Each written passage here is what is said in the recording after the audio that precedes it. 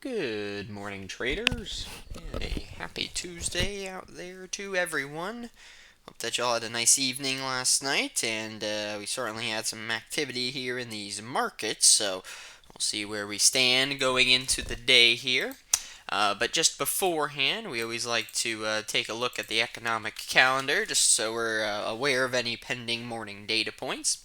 And in today's case, we are fairly light on the board. The only thing worth noting is that we have some mild data. It's trade balance for the U.S., so likely will be not a very large mover and shaker, but good to make note of there. And then at 9:15 before the opening, we have member Barr speaking, and then Waller set to speak at that 10 o'clock Eastern, top of those first 30 minutes of the pit session. So pretty light on the board there. Just a couple things to be aware of. But with that said, we can come over here, grab our daily chart on the ES, which we know had a rather narrow range during yesterday's trading. So we had the narrowest range of the past 7 trading days, putting in, for the most part, a doji bar, which was also coming in the form of an inside range bar. In other words, we traded inside of Monday's range during yesterday's action with a high of 43.8950 and 43.64 and a quarter as being the previous day's lows. So we have those set for us. We did form an inside range bar, so we have some breakout mode coming into the session here today. And then in the Globex session here, we can see 43.66 was our Globex low, so awfully close to the previous day's low. However, we did proceed to hold above it, so we are also forming an inside range bar in the overnight session there. So with that said, we're obviously playing around. It's a tiny range there from yesterday, but we'd certainly want to be aware of those points. So you got 43.8950 as the previous day's high, and 91.75 as being the high from Monday. Outside of that, our 5 SMA here on the daily charts, of course, is continuing to rise. It's a little bit stretched away from where we are trading here currently, so that doesn't come into sight until 43.45, so that's a little bit of a ways down there, and obviously we're doing an okay job of holding our ground, so the 5 SMA would really only become a value if we did start to get a little feeling of reverting back to the mean or pushing down at all in the morning session. But for now, got to give them credit for continuing to maintain and hold their ground. So as far as where we stand on the daily charts, for one, we're back up inside the previous range. Spent yesterday kind of doing a consolidation or a rotational day, which is perfectly fine. And then we're kind of continuing that theme over into the early morning Globex session here. So that's where we stand on the daily charts with the ES. As we come down to the intraday data, such as the 240-minute display, or the hourly charts here. So we had our nice markup phase. Like we said yesterday, was fairly calm as far as consolidating. We do have, of course, the big impulse bar as far as development that we could still very well, be aware of there, because that was quite impulsive in the nature, and we had just been, for the most part, kind of maintaining that. So we'd want to be aware of that. For now, obviously, we're doing a pretty decent job of maintaining all of that zone. But if we come over here and just mark off these points, 43.52 half there would kind of be a bit more of a cautionary, just because we didn't spend a whole lot of time through that area on the way up. So we'd have that zone there on the sheets, and then we'll take the same 240-minute, just blow up it, include a couple more data points. And we can see, same idea as what we had there on the dailies. We've come a long way, on the markup here.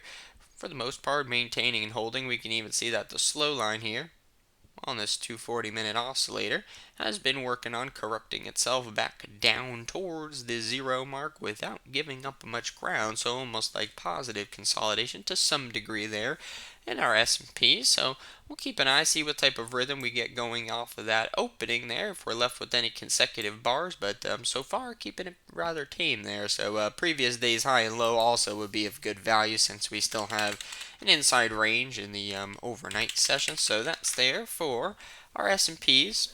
When we come over here to look at the DAX side of the equation, DAX just slightly dissimilar. We're a little closer, right, towards that 5 SMA. We also formed our, 3 bar in the case of the DAX. The only difference here is that 15,203 was the 5 SMA for the DAX, so we were able to trade briefly on the other side of both that and the previous day's low, so the DAX had a slightly deeper response, and that's where we stand on the dailies. So once again, 15203 is going to be that 5 SMA, 15168 the previous day's low, so I'm just kind of stuck between those 2 points for now. As we come down to the intraday charts, this DAX actually gives us a nice rhythm here, right? So we were just referring to that same point there in the ES with our impulse bar to the upside that we had. And if we look over here on the DAX, I just have it marked off here with the blue box just because we didn't spend a whole lot of time going through that area.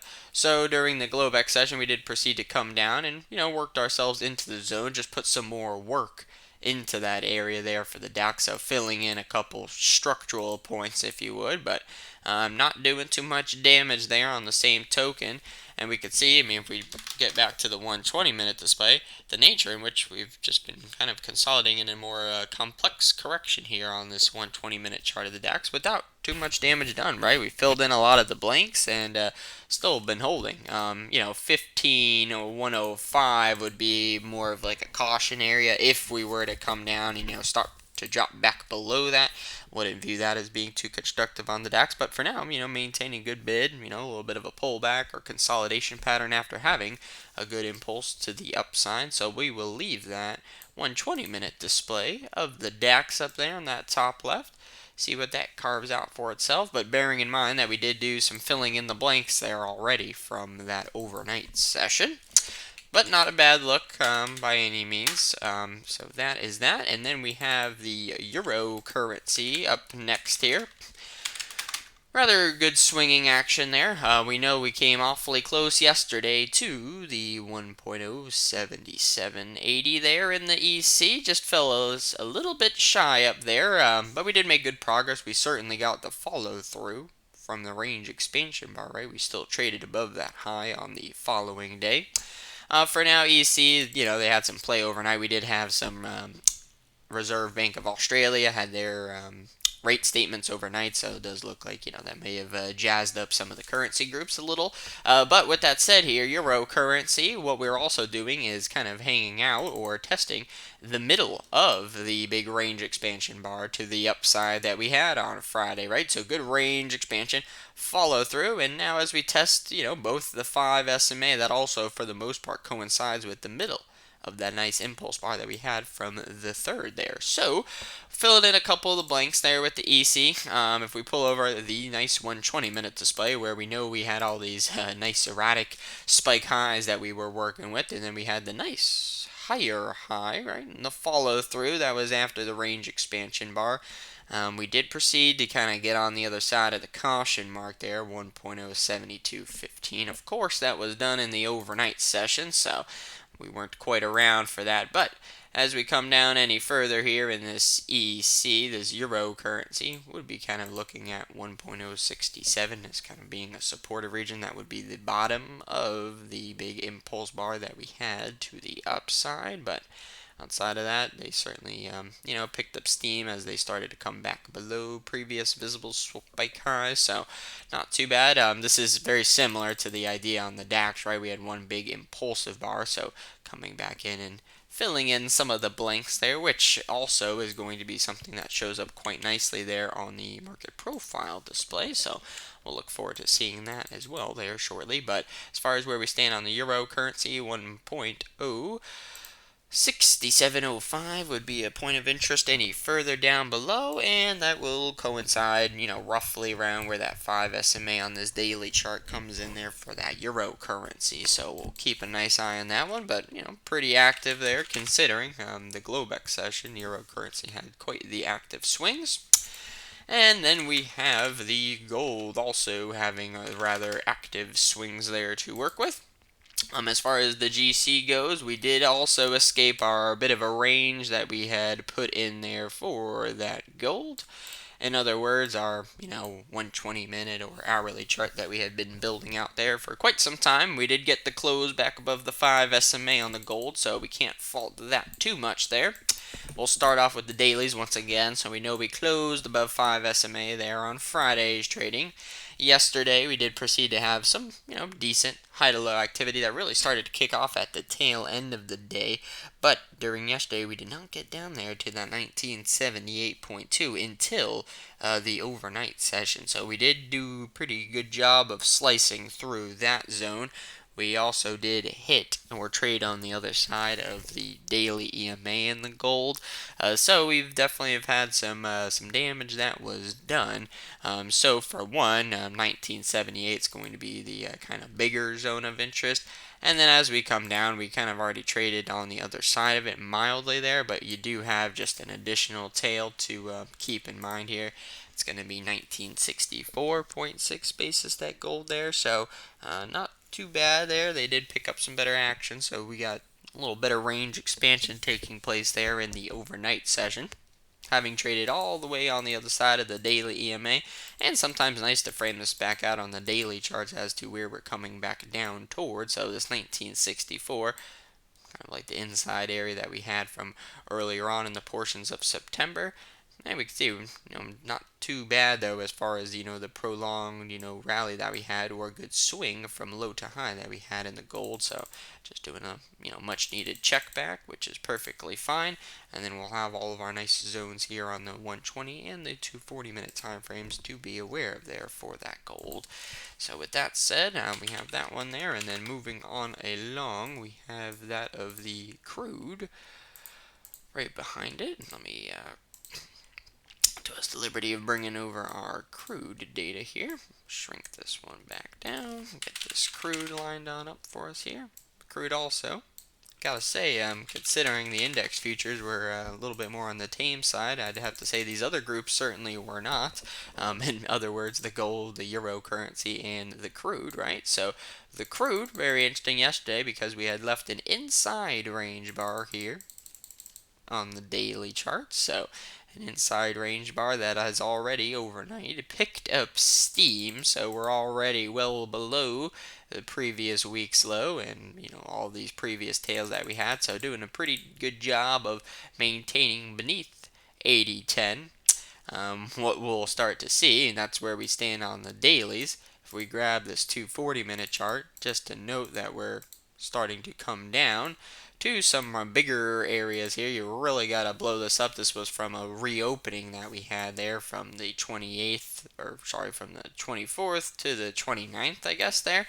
But point being, either way you slice it, 78.51 is a visible swing low that we would be coming into sight with there with that crude. So we'd certainly want to be aware of that region there, just in case we were to test down any deeper. That's what where we would be coming back down towards. But more importantly here, as far as the dailies and everything go, that 80.10, the fact that we're still trading and holding beneath that is a little bit of a tough look there for that crude. So I'm giving some better range expansion out of the inside range bar from yesterday. And then lastly here is that of the bonds here. The 30s, which had themselves also put in a 3-bar balance mode yesterday with a nice tiny range there on the daily charts. With these bonds, we're kind of coming in with them having already reverted back down towards their 240-minute moving average. I do like watching this 112 simply because we have 2 data points in there and not a whole lot of time was spent developing the points leading up to that zone in the bonds. So we have ourselves a little overlap here on the daily structure. We've already had their pullback to the 240-minute EMA, so they might try to come up and do some additional partial retesting, but overall 112.12 and 114.10 are the bigger zones there that we would be working with in the bonds. So with that said, I'm going to just get these guys back adjusted here. It's just a trade balance figure, so it's not going to be a major mover and shaker, but we'll still see how that all comes out and see what we have lining up for the day in front of us here. And then we will have Damon on with us in another 30 minutes to give his lineup for the day, and should be a rather nice, interesting Tuesday that is going to be coming in front of us here. So we'll let this data point come in and see what we have lining up thereafter.